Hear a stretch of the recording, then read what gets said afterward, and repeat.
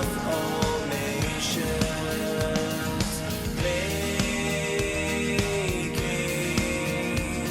disciples of all nations.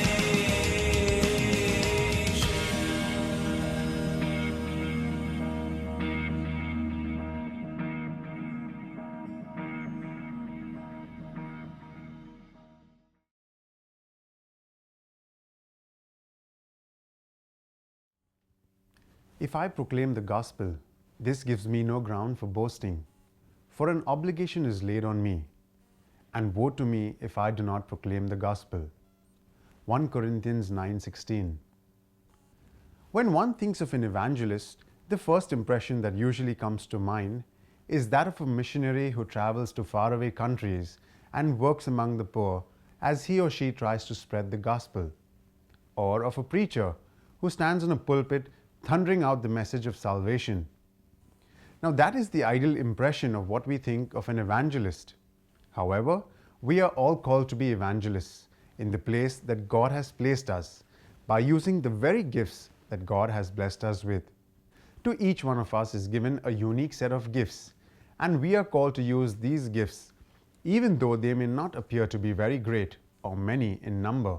Before we go on to the different ways of evangelizing, let us take a look at how our social environments have changed over the years.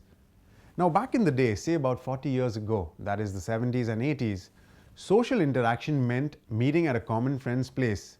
There would be interaction, sharing, fellowship, and even dancing. This trend continued till early 90s.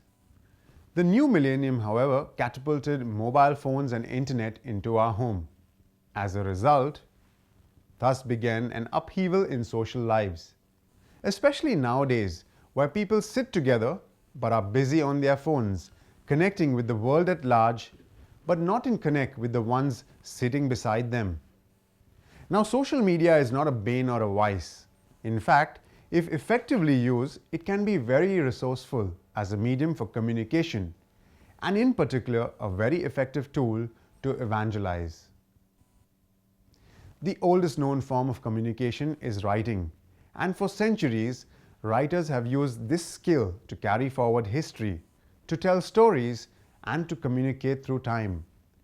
Now, not all of us can be like Shakespeare, who can write volumes and literature-based content, but all of us can string sentences together to tell a little story. Each of us has the basic skill to write, and if we practice and put this skill to use, we'd be surprised at what we can achieve. If you still don't believe me, let's try this out in a small demonstration, and you will see how easy it is to write poetry, or anything else for that matter.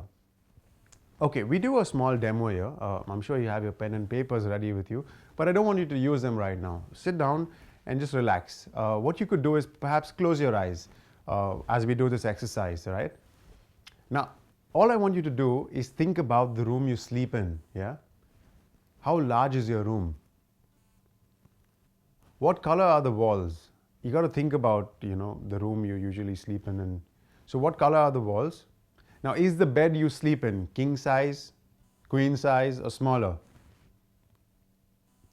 As you can see, you are able to see your bedroom and everything in it through your mind's eye, correct? Okay, we move on to the next. Now think about the smell of frying garlic and onion. Your mouth watering, yeah? It's one of the best smells in the world, and your nose may have twitched as you thought about it, right? Okay, we'll do another one, yeah? Think about the tune of La Bamba. Now, even as you think about it, you probably start humming and your body is moving to its beat. Okay, two more. Think about the taste of freshly fried French fries. Yeah, again, the food. Think about how crispy, French fries can be, and it melts on your tongue just as you leave it there for a bit. Are you guys salivating already? Okay, one last one, yeah? Now, I hope your eyes are still closed. I want you to think about getting a nice hug from someone you love. It is a nice feeling, right? It makes you feel all warm, cozy, wonderful, and tingly. Now think about getting bitten by a zombie. Ouch, did that hurt?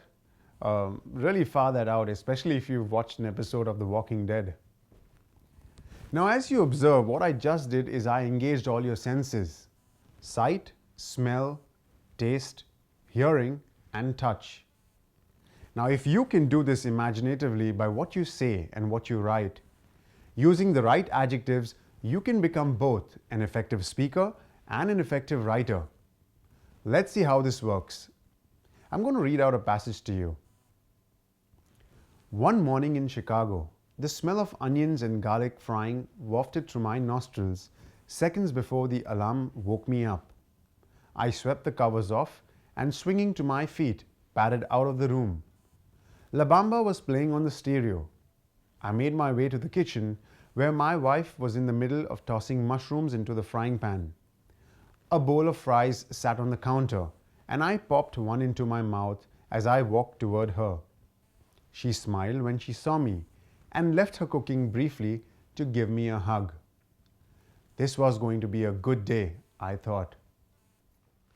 Adjectives make a huge difference to a narrative. Now let us see how just a few adjectives thrown into the same story changes it. One cold morning in Chicago, the pungent smell of onions and garlic frying wafted to my nostrils seconds before the shrill sound of the alarm woke me up. I swept the thick covers off and, swinging to my feet, padded out of the room. La Bamba was playing loudly on the stereo. I made my way to the kitchen, where my wife was in the middle of tossing mushrooms into the frying pan. A bowl of crisp golden fries sat on the counter, and I popped one into my mouth as I walked toward her. She smiled brightly when she saw me and left her cooking briefly to give me a very warm hug.